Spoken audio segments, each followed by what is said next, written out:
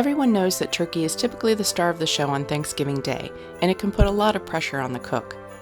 I'm going to show you how to do a very easy turkey that is not only delicious, but beautiful, full of flavor, and no need for basting. You can be the hero of Thanksgiving with this recipe and have tasty leftovers for those day after sandwiches. So grab a cup of hot cocoa, it's time to bake some magic in Mrs. Kringle's kitchen. Preheat your oven to 400 degrees. In a bowl, mix your softened butter so that it's a stirrable consistency. Add 1 tablespoon of fresh chives, 1 teaspoon of fresh oregano, 2 teaspoons of fresh rosemary, 1 tablespoon of fresh thyme. Dry herbs can be used, but use half the amount listed that you would for fresh herbs. Give the butter a stir until all herbs are combined. When thawing a frozen turkey in the fridge, make sure that you have it in a pan. You don't want this stuff leaking all over your fridge. Many people overcook the turkey, and the best thing to do is to refer to the instructions on the back of the wrapping. It's there for a reason. There's no need to get up at 4 a.m. to put in the turkey, or you're going to have a Griswold-style implosion of dryness. Now it's time to get this baby naked. Have an extra pan ready for the surprises that await. If this is your first turkey rodeo, pay attention to this part. Using a pair of kitchen shears or a knife, remove the turkey from its plastic casing and carefully throw it away, making sure to wash it so that it doesn't stink in the trash. In the cavity of the turkey, you may be gifted with the extra delight of this turkey gravy starter, and if you have no desire to make turkey gravy from scratch, then you've just scored, my friend. But wait, there's more! Reach inside and pull out the turkey neck and the inevitable ice chunk that they've thoughtfully put in there for you. Place it in the extra pan for now. Nope, still not done. More presents up front. In the neck cavity is where they put the bag of giblets. More than a few people have unknowingly baked giblet bags in their turkey and then, surprise! Time to get down to business. Take note of the pop-up timer before this next step. Get your butter, make sure you have clean hands, and take off your rings. Very carefully hold the layer of skin in one hand and gently work your finger between the skin and the breast meat, making sure not to puncture the skin and not to dislodge the pop-up timer. Repeat this on both sides. If you need some help getting to the front of the turkey breast, a chopstick works really well in getting those hard-to-reach areas. Again, make sure that you're very careful around the timer. Now it's time to get up close and personal with Tom Turkey. Using 1 to 2 tablespoons of butter at a time, put the butter under the skin and massage it into the breast meat until it's evenly distributed. Make sure that you use a gentle hand as you work it in to keep the skin intact. Use the chopstick if you need to get it closer to the front. I'm not gonna lie, it ain't pretty, but the taste is well worth this step. You could absolutely do it the evening before so that you don't have to do it the day that you're going to bake it. When most of the butter has been worked under the skin, use about a 1/4 cup to spread over the top of the skin, making sure to get the wings, drumsticks, and the top of the turkey breast. I like to give a little pretty element to it by adding either fresh basil leaves, or you can use dried bay leaves for extra flavor and presentation. Use 4 of either leaves you choose and slide them gently under the breast skin. I will say that bay leaves can be a crapshoot because they're prone to cracking. Wings are prone to burn or dry out, so we're going to help combat that with some foil. Using a small sheet of foil, fold it in half and tuck it between the wing and the body and fold it over the wingtip. This will keep them brown but juicy as they bake. Now it's time for a quick fitting.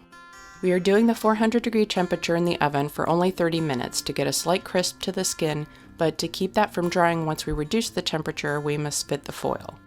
Using a large piece of foil, fold the bottom corners into a triangle. Put the point of the triangle pointing down toward the leg so that the whole breast will be covered. Make adjustments to the size of your foil armor by folding down the front so that it doesn't hang over the front of the pan as it bakes. When it's fitted, remove the foil and it will be ready for a quick add when the time is right. Reapply butter if needed if any came off while fitting the turkey. Depending on the size of your turkey, mine was 12 pounds, add 1 to 2 cups of water to the bottom of your roasting pan. You can get a foil one at the grocery store if you don't own one. Because I'm making homemade gravy, I will add the neck, some basil and bay leaves, and some of the herb butter to the water. Use the neck cavity and the leg ties to transport the bird into the pan. Built-in handles. If you want to stuff anything into the cavity like cut orange or apple halves, onions, or stuffing, this would be the time to do it. Before it goes into the oven, some fresh ground black pepper. Place the turkey into the oven uncovered for 30 minutes. After 30 minutes, you can see it's starting to get a little color.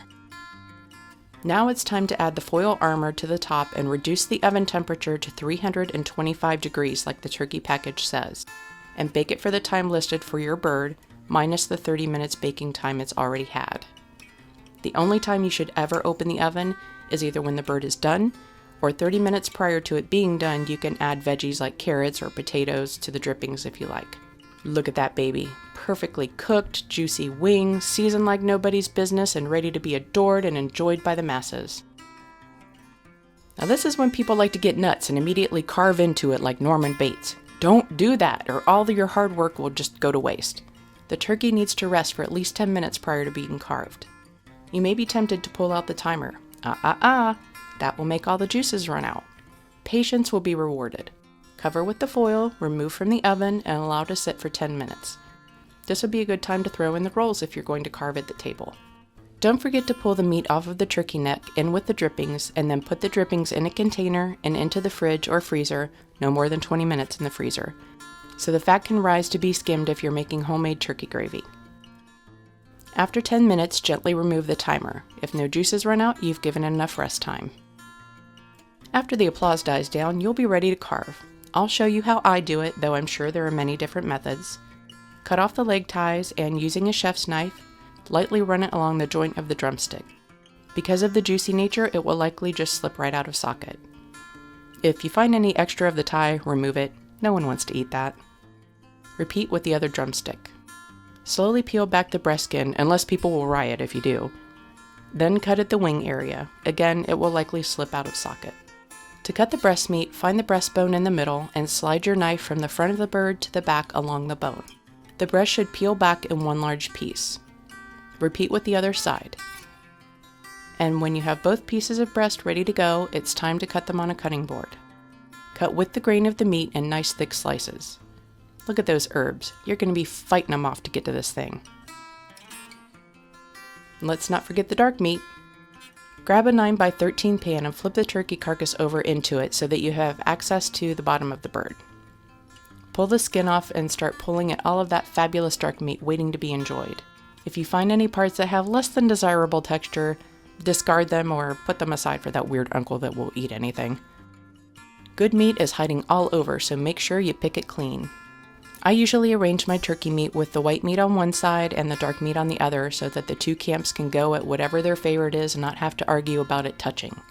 If the sight of the deconstructed turkey creeps you out, just remove the wings and drumsticks to a separate plate. This turkey is not only flavorful and juicy, but beautiful. This makes an amazing next day turkey sandwich as well. Once you get one under your belt, you will enjoy creating this holiday centerpiece that everyone loves.